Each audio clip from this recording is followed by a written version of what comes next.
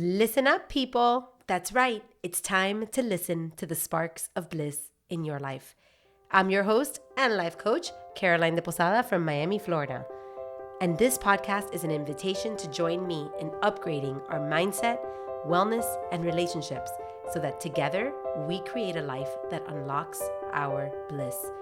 Join me each week as we explore practical strategies, inspiring stories, and the moments of clarity, or as we like to call them, los momenticos, that make the world a little more magical. Consider this your weekly dose of wisdom in your pocket. Are you ready? Let's do this. Hey, listeners, welcome to episode number 25 of Blissin' Up. So last week on the podcast, I shared about the power of changing identities, specifically when you're trying to change something about your life, like you're trying to achieve a certain goal or desire, or you're trying to change an outcome or something about your personality that you feel does not serve you anymore. There's power in being able to change your identity. Now, if you didn't listen to the episode, I think it's a great one, so I encourage you to listen to it. But the Cliff Notes version of it is I was talking about myself because I have had personality traits or identities in the past that I have realized at some point aren't serving me anymore. And I've had to change them or overcome them or kind of modify them in order to step into the next version of myself, right? In order to move forward and bridge the gap of where I am and where I'm trying to go. And specifically, last week I was talking about this fire drill persona that I have had for many, many years, in which I tend to procrastinate things to the last minute or kind of like not work on things that I maybe should have been working on from before, and, live in urgent and important mode, which can kind of feel like you're always in a crisis. And I really wanted to step out of that. So I talked about that in the episode.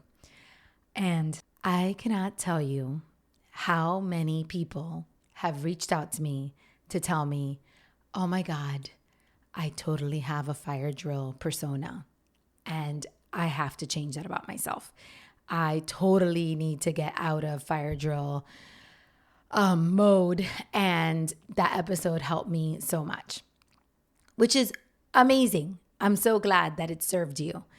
And there's always an end. It made me think about this fact, which I think sometimes we tend to overlook. Whenever we feel like we are too much of one thing, we always feel like we need to be something else, especially when we are overachievers, especially when we want to conquer the world, when we love personal development, when we are the kind of people that just always want to be improving. It's really easy to always be looking at our flaws and our weaknesses and thinking on ways that we can improve them. And I want to caution you on that, because as much as I love personal development and as much as I love evolution and always tackling my identities and improving and upgrading, I also see the flip side of the coin. And the flip side of the coin is that we could start to use tools against ourselves. I actually learned about this through my recent coaching program that I'm taking. My coach will give examples on certain things, right? Tools that we can use in our business, like things that we can do. And she'll give an example. She'll give an example of something she's done or an example of something one of her other clients has done. And she always, whenever she gives this example, she always says, now, listen, this is not meant to be something that you use against yourself. Meaning, our tendency is to hear something like, oh, that sounds amazing. And then the next thought is, and that's why I can't do the thing because I don't have the skill set, or I don't have X, Y, and Z that this other person has. And that's why their thing works and my thing doesn't work. So let's say, for example, that you want to start exercising and that someone tells you that the ideal way to exercise is to have consistency, right? To be a consistent person. And in your mind, the definition of consistency is someone that goes to the gym 5 days a week. So you start on, going to the gym and then life gets busy and you only go 1 day that week. And you thought to yourself, well, in order for me to go to the gym, I need to be a consistent person. It would be easier to just stop going to the gym completely because you are not a consistent person than to say, well, I went 1 time last week and then I'm going to go 1 time this week. And then maybe I'm going to try to go 2 times next week and develop consistency a little bit slowly, understanding that maybe that definition of consistency isn't an identity that you have 100% fully stepped into yet, but it is something that you are acquiring. So in your mind, you think, no, I must be a consistent person before I start working out, as opposed to I'm going to work out until I become a consistent person, and then working out will become natural to me.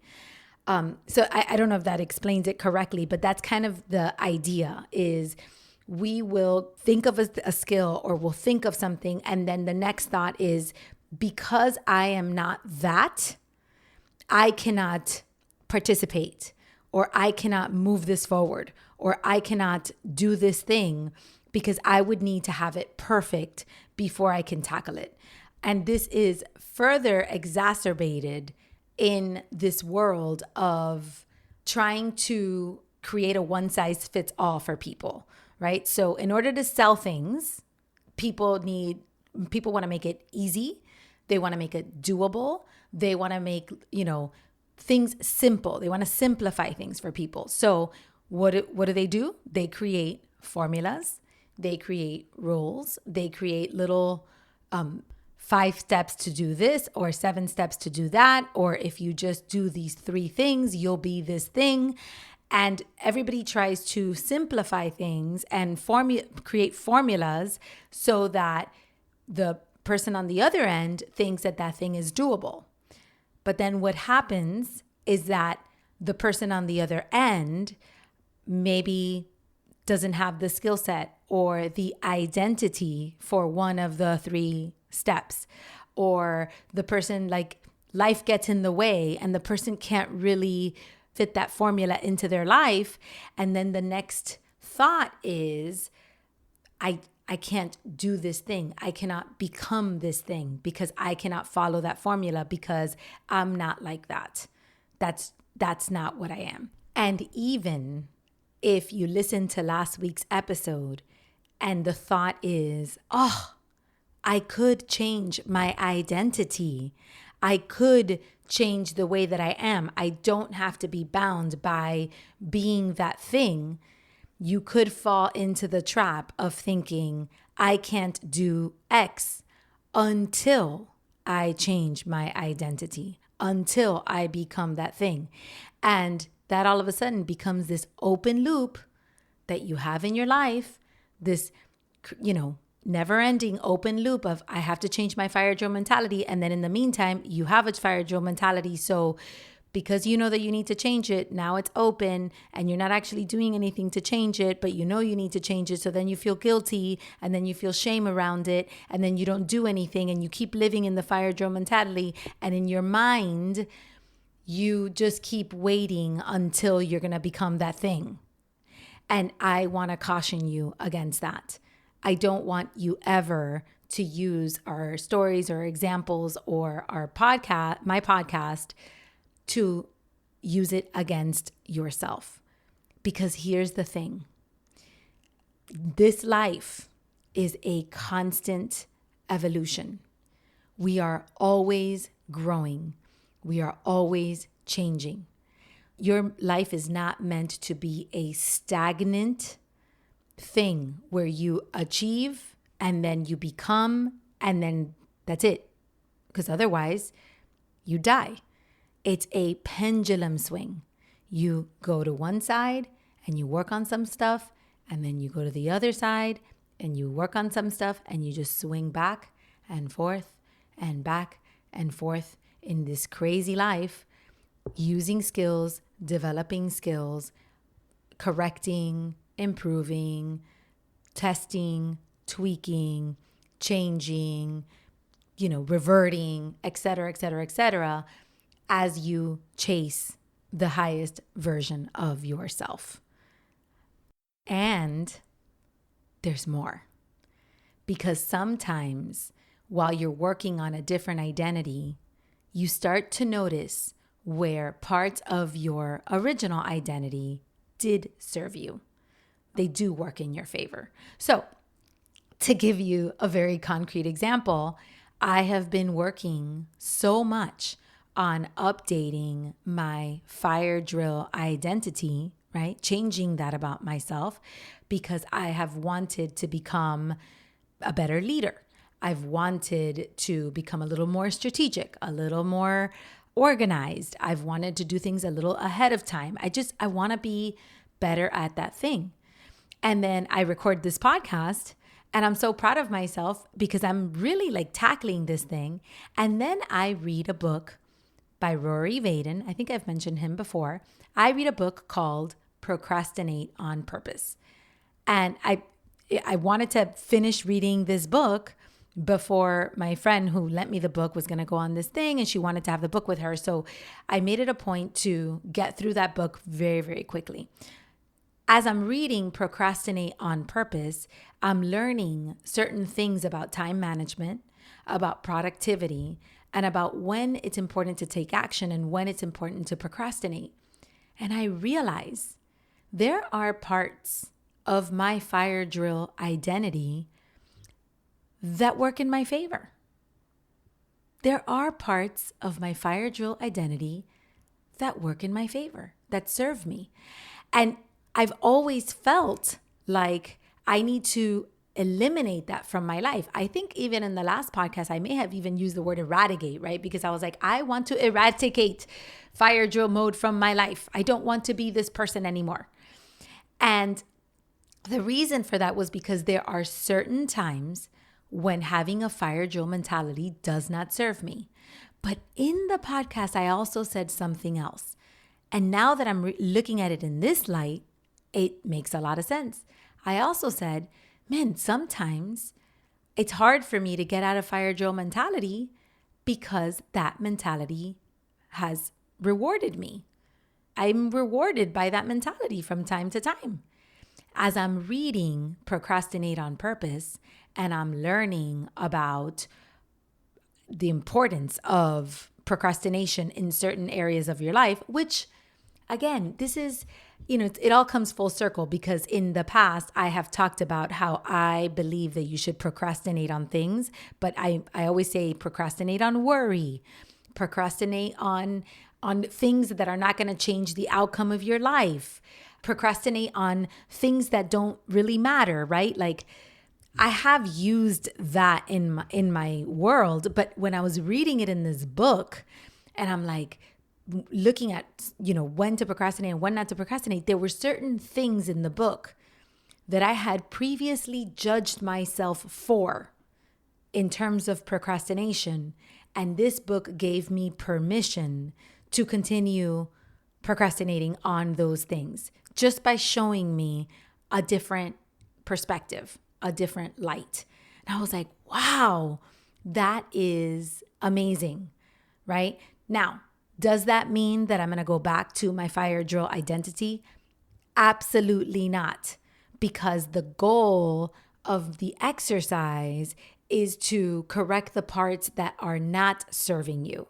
And sometimes you do have to become somewhat extreme and overcorrect just so that you can change your baseline, and then the pendulum will swing back into the middle for a little while. That happened to me with eating healthy. For many years, I and my husband did this too. We went to the absolute extreme of eating healthy.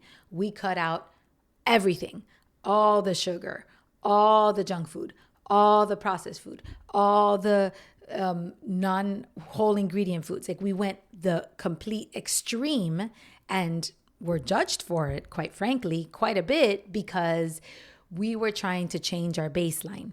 And guess what? We did change our baseline.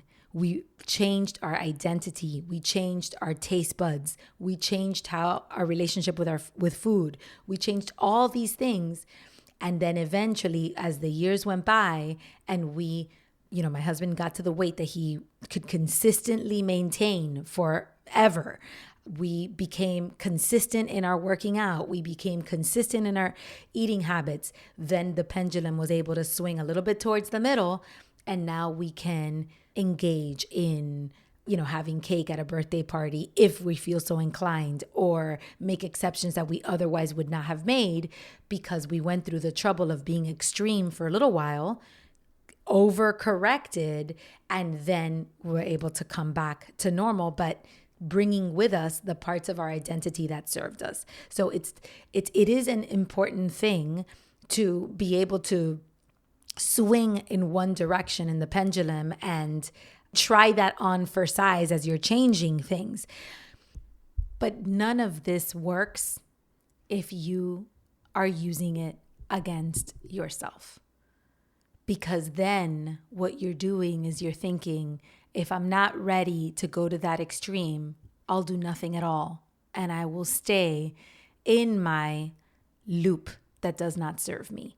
If I'm not ready to be consistent, or I'm not ready to change my identity completely, then you get stuck in where you are.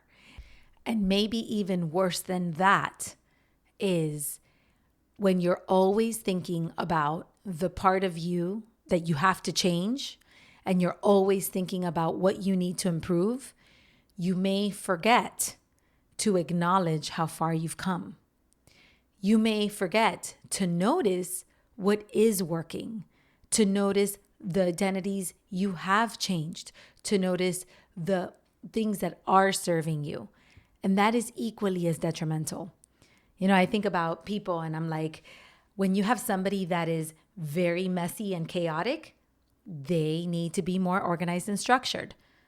But when you have someone who is too organized and structured, they need to be more spontaneous and lighthearted. If you have someone that lives in the present moment so much, it's a gift because they get to be present, but they may fail to plan for the future. But if you have someone who is always planning for the future, they forget to live in the present. There's always one part of our personality that serves us and gets us somewhere. And then that same personality could be something that prevents us from getting somewhere else. Furthermore, sometimes if we focus too much on our weaknesses, we fail to leverage our strengths. And if we focus too much on our strengths and take our strength to the extreme, sometimes those strengths can become our weaknesses. They can become our shadows. So it's really, again, the pendulum swing of going back and forward. And that pendulum swing is actually quite beautiful because that work and that exercise is what keeps our neural pathways growing. It's what keeps us always evolving. It's what helps us create momentum in one area of our lives and then create momentum in another area of our lives. It keeps things exciting, and yet giving ourselves permission to acknowledge where we are also keeps us grounded, and it keeps us focused. And instead of, always looking for the next best thing, it allows us to recognize what is working in our lives. So how do you figure this out, right? Like, how do you figure this out of what you should be working on and what you should be preserving and what side of the pendulum swing, you're going towards? Well, that's one of the beautiful things about coaching is that's what you do in life coaching. You have someone that can look outside of your fishbowl and can help you recognize the parts of your personality or the parts of your identity that you get to leverage and those that you get to change. And that's an amazing thing. But there's also a do-it-yourself way. And the do-it-yourself way is to treat your identity the same way you treat intentions. With this, and I'm going to go for it, I'm going to give you a little 3-step formula, which is not meant for you to use against yourself, okay? But it is a simple way to look at this. And that is you notice, you name, and you nurture. You notice what's working, what's not working. What is the part of your identity that you feel you need to improve on? Then you name it. I want to get out of fire drill mode for this reason. I want to be more consistent. I want to be a healthy eater. I want to be a better leader. You name the thing. And then you nurture the habits, the actions, and the lifestyle that allows you to step into that identity. And when you nurture it, nurturing is gentle. To nurture is something gentle. It doesn't have to be extreme. When you nurture a habit and you nurture an identity, it's like you plant seeds towards it. You keep it front of mind. You become intentional about it. You look for help in regards to it. It doesn't have to be so all or nothing. It's something that you start becoming. And I think in last week's episode, when I talked about how when you start working towards something, one day you look up and you've become that thing. I think that is from that nurture perspective. Because when you start nurturing a habit and start nurturing a lifestyle and start nurturing some things, whether it's extreme or not, whether you go all in or not, you start nurturing, you become in the process. But if you only notice and name and you never nurture, then that's when you start using these things against yourself. You start using them to judge yourself and shame yourself, or to use those things as an excuse as to why you can't do what you want to do. So we're getting to the end of October. We are closing the loops of October. And as we work on closing our loops, I want you to take some time to notice. Notice what is serving you in your life. Notice how far you've come in 2024. Notice all of the successes that you've had, because I know there have been many. And they can be big or they can be small.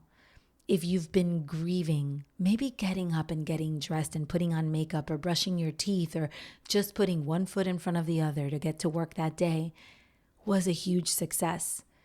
If you are achieving a goal and you are 75% done, that is a huge success. If you've participated in your life proactively and really planted seeds, even if you haven't seen 100% the outcomes, that is success. So notice what is working. Notice what you're successful at. And then notice what you need to be more intentional about. Maybe this fire drill persona has gotten the best of you and it has stopped serving you, and you know you need to get a little bit more strategic. Notice that. Name it. Name the intention. Name the intention for today. Name the intention for the month. Name your word for the year. Name it. What are you working towards? What is your North Star? And then nurture it. Nurture it with habits. Nurture it by setting up a game plan, by taking action, by executing. Nurture it by thinking about it, by changing your mindset around it. Nurture it even if it's not perfect. Even if it's not 100%. Nurture the identity of the person you want to become.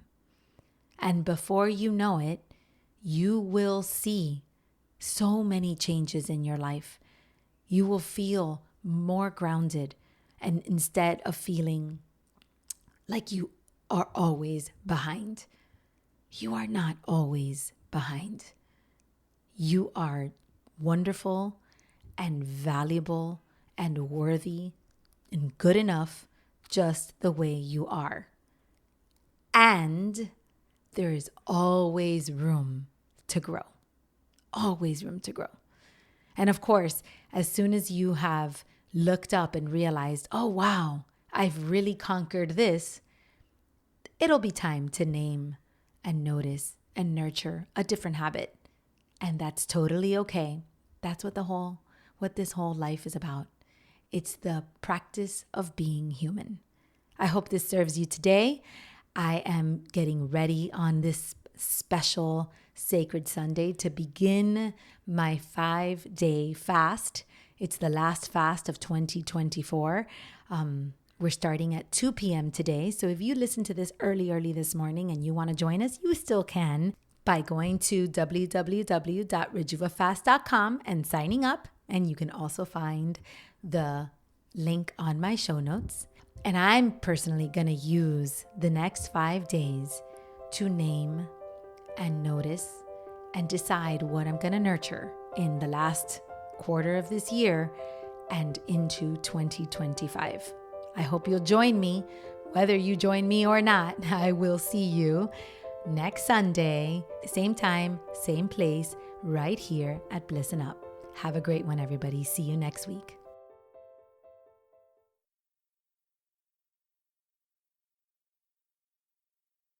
That's it for today's episode. Thanks so much for being here. I am deeply, deeply grateful for this time to connect. If you're loving this podcast, I'd love if you could support me by subscribing, rating, and or leaving a review wherever you listen to podcasts. Those reviews help us so much. And if you know of someone who could really use a voice like mine in their head, please share this with them and let them know how much you care about their bliss. Now, if you are feeling called to dig deeper and really work on elevating your mindset, wellness, and your relationships to create a healthier, happier, and more meaningful life, then I invite you to schedule a 60-minute complimentary consultation with me. Let's have a meaningful conversation and see if working together is in our future. You can find the link to the calendar of consults right there in my show notes, but you can also connect with me on my website, carolinedeposada.com, or just send me a DM on Instagram at Caroline de Posada. Like my friend always says, the project is big and you're a part of it. So thanks for being here.